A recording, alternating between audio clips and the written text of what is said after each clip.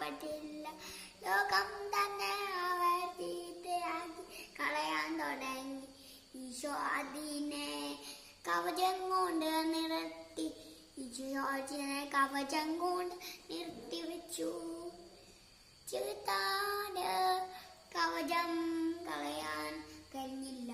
അതുകൊണ്ട് കുട്ടികൾക്ക് നല്ലത് മാത്രമുണ്ടായി. നിശോയിച്ചും സന്തോഷമായി.